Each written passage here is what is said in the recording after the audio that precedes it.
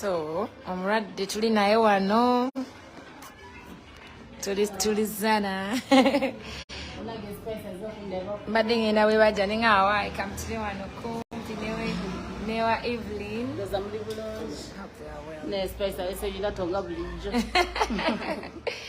Bagambye badde akukolera kufa. Mwagala nnyo kubanga simanyi kulya mmere. Nakunywa tolina nnyo ebintu nga bizito. Bambi tusabire otereere. Yeah, Nedana, thanks for a good heart. You're my friend, long time. Indeed. Just to know. Yeah, I wonder if you're going to No, that's too bad. Yeah. We're not like, you have a very, very busy schedule. Era nawulidde obusungu abadde bakubika naye nga bantu baliko ekikyamu. Naddala omuntu nga mulwadde abantu bamwerabira. I know. So naye katusaabe bambi. Byagala naye kimanyi tunankusabira. Busogeza nnyo omulwadde. Omulwadde kamuleke naye abadde agala babuuzaako. She tried with her Facebook, it failed to work. Nengamba katukozese yange ababuuzeeko maybe she can say word or two. Bannange muje baliko mwebale nnyo abansabira abampa ku ssente amalwaddize twagala mwebale kwogera space mwebale kunjagala nange n'abagala zibayo family kama abayo musinga okwagala. Amin enene. So bambi Evelyn akyatuuka n'obulwadde like you see. Era ayongera obbasaba omusabira more and more prayers needed. Abasobodde omukyalirako manyi oba omulwadde kyosinga okwagala bantu okukyalirako. Yeah, people who love you, people you love around you. So nange mbadde njagala nnyo bulijjo omukyala naye nga schedule yange tenzikiza naye leero ngambye leero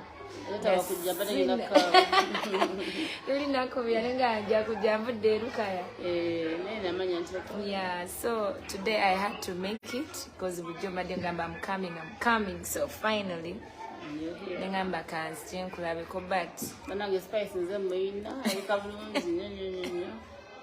naye bale kuba mugumu amanyi obulwadde for a year plus. Sometimes you have no any other option. Enjala zoba ozikola agezange zinamenyefu naye gwezi Evelyn n'olwala wena mulwadde inokola ebintu ebikusanyusa kubanga tomanyi kiddako just uyo Asia kati mugenzi imagine na Asia eka so many people have died wadde bajja wano n'okundaba nga balamu bulungi kati mama Uganda teyafa ensamba yajja nga badde ajja wano n'azijjako ne interviews.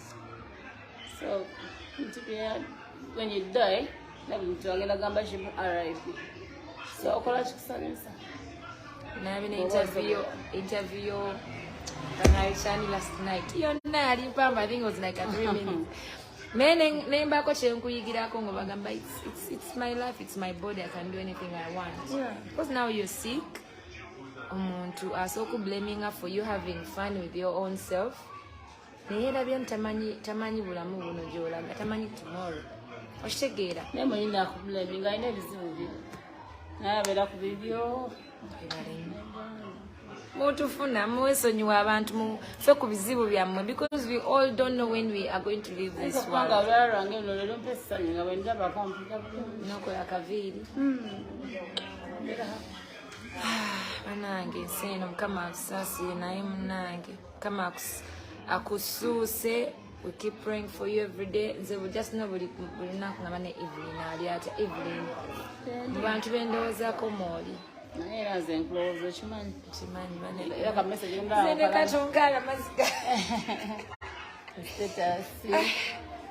You'll be fine. You have to believe that you'll be okay. Yeah, I'll be okay. Abantu bagamba ki kubanze no live it is actually you basically not me. Njembagamba my son has got an initiative. Sina shamuwa bambi muyambako amanya badde nange nnyonyo mu ddwaliro kyamanya badde bensigo kye bayitamu.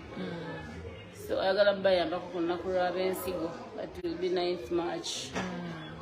Basobola muyambako osobola okubagalamu tuwa gozi bananga olusentu kanga sibirina gozi wampiso bawali kudagala batukuba omusaayi abalwadde b'ensigo tebaba na musaayi okudonatinga omuwa ssente agikwasa asuubira bagabira ka transport olunaku olwo nze kye namukoledde nga 2 zijja kuba ssaawa 2 ez'akawungeezi ku Facebook page yange.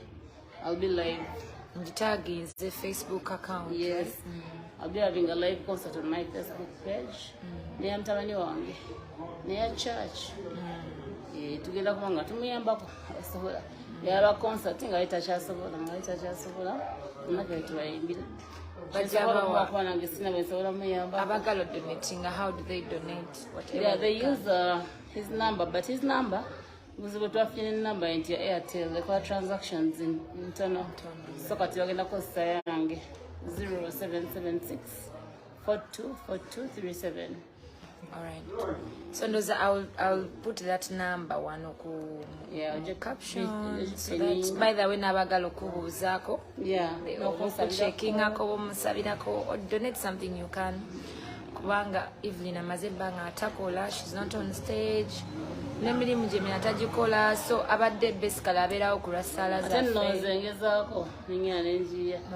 Era bw'otuuka mu dialysis unit yaffe abantu beewuunya abalwadde kuba bo bambi tebasobolerako ddala bawatayeddu benfuna nange mbatwalirako kuba bangi ate bali bubi nnyo nnyo bate bo batunuulidde nze ate nga nange nawe otunuulidde ate kati nza yanguyiddwa ndoza kyeka ndi free spirit. Abantu bakwagala nnyo abantu bannyangira even nsawa sina transport sina kino so nange ze mumpa siryanzeka abanyizaako. So I'll share her number so that abalala bonna abatulaba because n'abantu 107 abali wano ne oba osindiseyo 50 to Evelyn.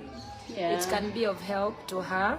Anything does a difference. Exactly. So tubeerere bulemu abeerewo munne amanyi ensi eno tomanya ddiro ojja kwetaaga abantu balala naye kubeererawo ate teri muntu yemalirira nga bannayuganda bambi bambeereddewo. Evelyn, that I can like seriously nange nsobola okiraba ba fellow artists so nabamenya bonna nabamalayo but monna buli omu alina wajje kama bagize.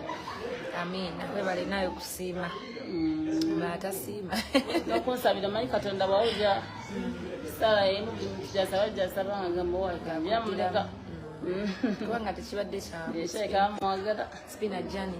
Yeah. It's been a journey but nawe oli w'amaanyi oli mugumu kubanga omanyi buli lwolwala n'olwalira mu maaso g'abantu people judge you. Yeah.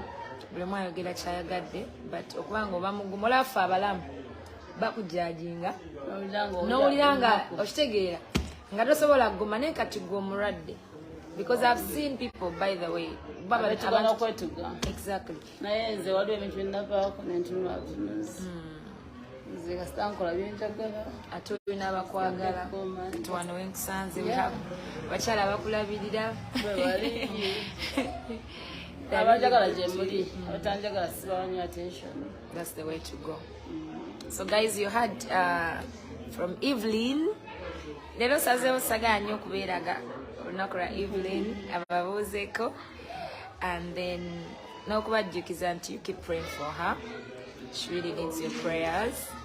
Ne support yonna ky'osobodde okukola. Nze just ngambye abantu 106 n'oba okutta 50 zonna n'owaako Evelyn. Nogawa Evelyn, buy juice, buy this. Kimuzaamu amaanyi, it can take her some good time. Nga n'abalala bamuyambako abadde bamubeererawo so nange mbawadde challenge eyo so tubale kale omutwalo abantu 106 abandaba right now. How much money is that? It can be of good help.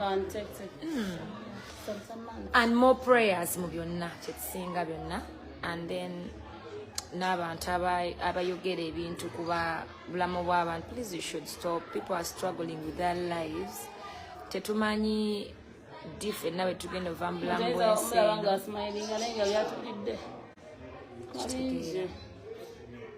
nga bingi so let people live their lives.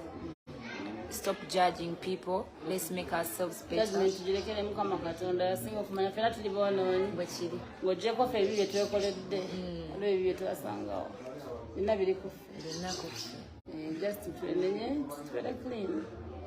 So byebyo bannange ebisigadde emboozi yaffe genda sigala wakati wange ne Evelyn tugenda baleka giwuliriza otherwise mwebale nnyo keep praying for her. I'm going to share her contact right here. You can call her, give her a call, you can send in whatever you can or just pray for her. Just osano muzama somo kubira ngombuza ko kimuzama amani. That's just enough.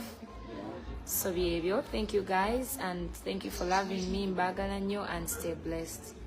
Thank you so much. Have a great week. Bless you. That's it? Yes.